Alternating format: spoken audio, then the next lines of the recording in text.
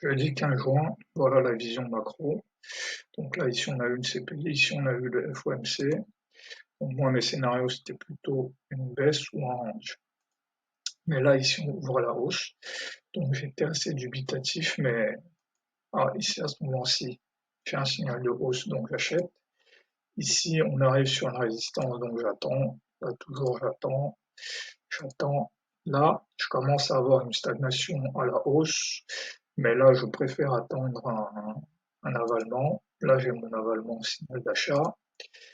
Ici, en fait, le problème qui s'est posé, c'est que comme ma thèse c'était plutôt qu'on allait baisser, je croyais pas trop à cette hausse en fait. Donc j'avais une tendance à me dire qu'on allait s'arrêter sur les premières résistances. Alors c'est une erreur. Parce que ce que j'ai pas vu ici, c'est qu'on était sur un setup complexe en fait. On a eu deux bonnes nouvelles et le marché n'a pas réagi immédiatement en fait. Ça a été une réaction.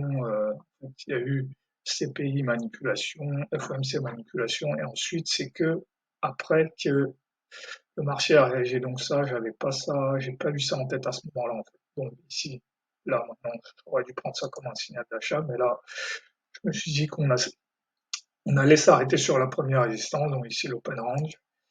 Ensuite, ici, là, ça aurait dû être un signal d'achat. Voilà, signal d'achat ici.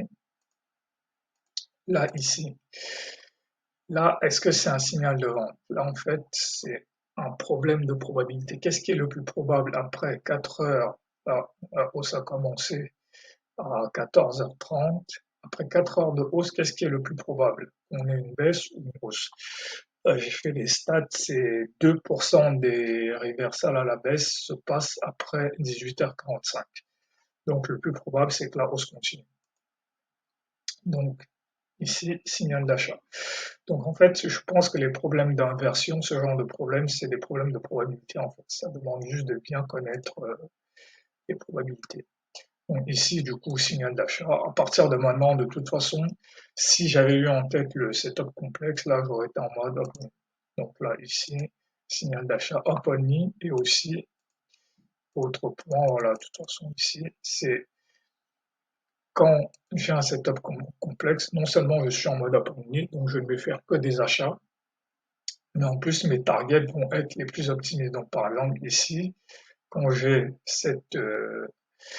quand j'ai ce premier reversal, maintenant ma target ça va être une leg 2.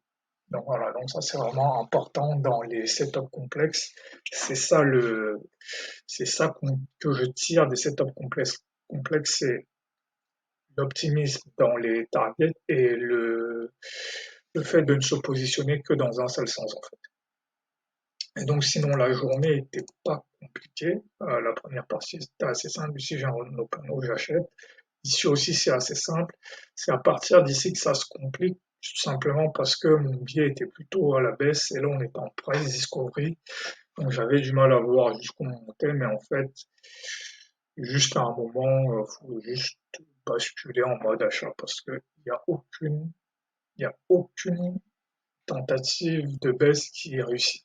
Donc là, à ce moment-là, il faut juste basculer dans l'autre mode. Mais aussi, il y a des moments où on n'est pas dedans, bah, faut l'accepter aussi. Donc voilà, cette journée était assez simple.